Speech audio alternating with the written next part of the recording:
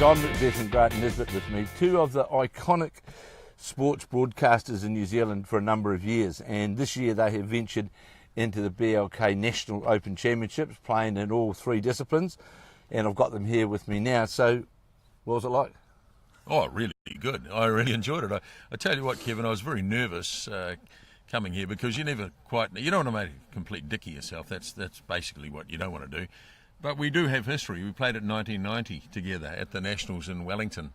I played the singles. We played the pairs together. We didn't win a match. And then I played in the fours. And at this tournament, we have cracked a win at the Nationals. We've cracked one. Not just the bye either. No. We were only second-year bowlers or something down in 1990, weren't we? So, well, that win 2 days ago, that was well documented. Well, we should have got the guys' autographs. I forgot to get their autographs. Oh, we'll do that. Go well on eBay or something. So you also had the opportunity, especially like you, John, you had a chance to play a world champion in the singles. Well, a lot of people laughed at this, particularly on your show, Kevin, about the fact that I was going to be playing Shannon McElroy. And as I explained to them, you can be a hack bowler, just an ordinary club bowler who's never won anything. You don't need to qualify for the Nationals. So long as you're a member of a club, you can enter.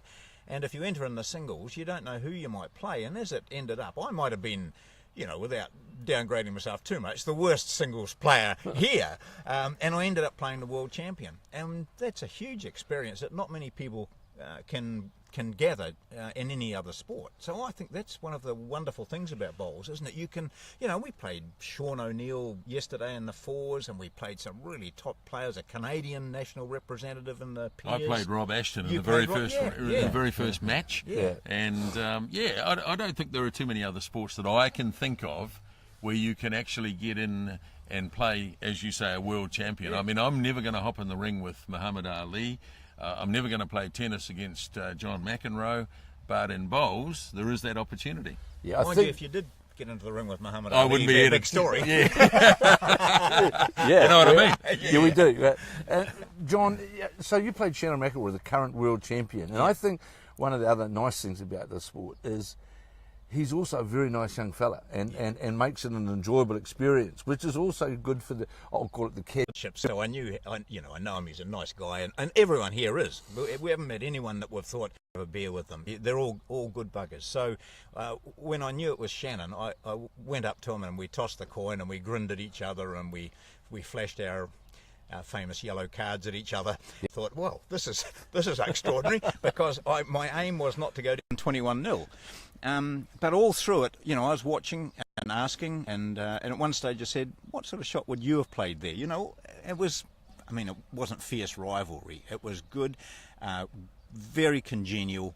It was fantastic. So, and that's what annoys me about a lot of sport these days is not that friendship and and the rivalry is too intense.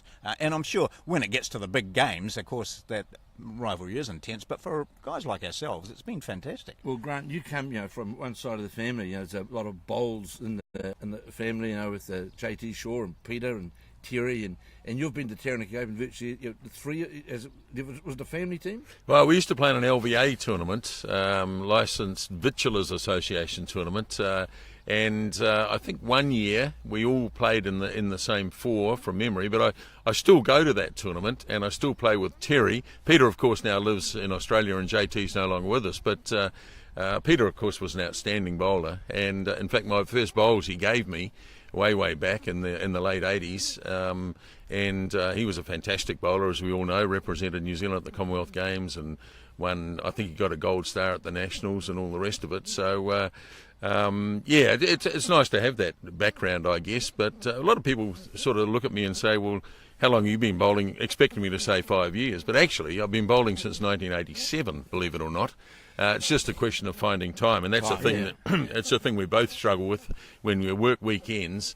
It's very hard to commit to a team. Someone will say, "Can you join our four?" And you think, "Well, yeah, I'd like to, but I may not be available." Blah blah blah. And so it's been a bit of a patchy bowling career, but it's a great game. It really is. So if we take the Nationals, a lot of people now, as in the old days when JT and Kevin Wing, Billy Broughton, Vic Sellers, all those sorts of guys to the Manawa too, and it was a big assembly of a lot of people, and people now, because the composite sides have sort of steered away a bit, but there's still definitely the place, isn't there, for 4 guys to get together, come away for a couple of weeks or 10 days and have a fantastic time. Well, we got together with a mutual friend, Mark Benton, who plays out of my club, Raumati South.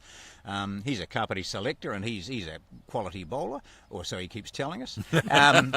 And Simon Poppleton from what club's Simon at? So that's our club. Well, he plays out of a Hamilton club, but he lives in Auckland. He goes back and plays in Hamilton. And he's, I'm amazed at the number of people who say, "Hi, Poppy, how are you, mate?" He knows because he's a good bowler. So the 4 of us we'd never played together before. So you get that, and there's a lot of composite teams out here, and I'm a bit disappointed. The first major sports event I ever covered, it was in 1975. It was the National Bowls Championships here in Dunedin at the Kaituna Club was the headquarters, and Ernie Wilson won the singles. And that got me into bowls. I just loved it ever since. I've really been... but I know that in those days a lot more club members used to come. So things have changed. It's more expensive, people getting time off. But it is still, I think, the pinnacle of bowls in New Zealand.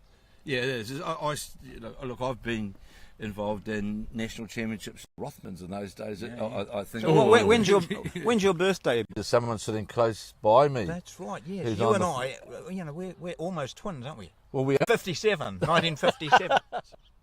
So, John, you covered the World Bowls both in 2008 and 2016 in Christchurch, and Grant, you did the Asia Pacific, and you're doing the Trust New Zealand Open, which is coming up shortly, and so you've seen all of our top players in action.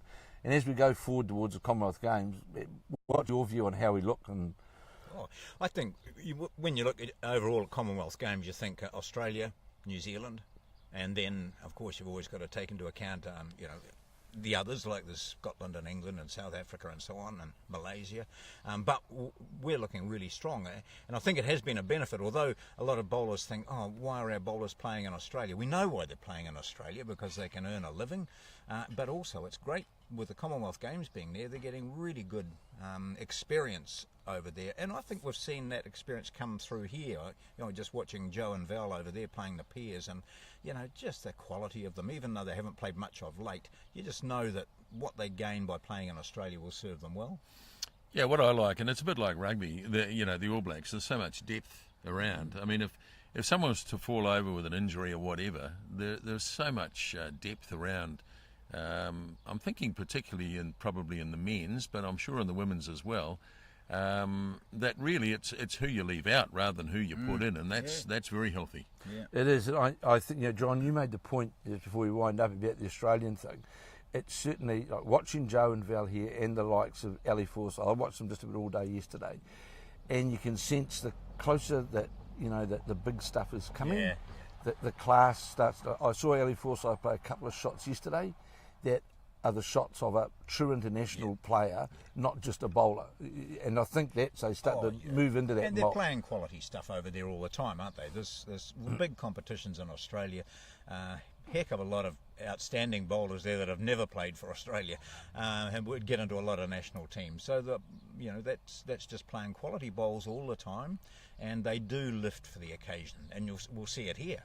Absolutely, absolutely. As it builds towards the finals, and I think the really good thing about these particular nationals, with it being a Commonwealth Games here, we've got such a large number of the likely personnel who are going to make up that team, who are there. And what a thrill for a number of the other bowlers who are given the opportunity to play. Joe Edward, Val Smith, Shannon McElroy, and as you rightly said before, John, you don't get that in very many sports. No, absolutely. So, chaps, thanks very much for your time. Thanks, and glad to have you at the Nationals, and hope you're back again. Hope so too, Kevin. Cheers.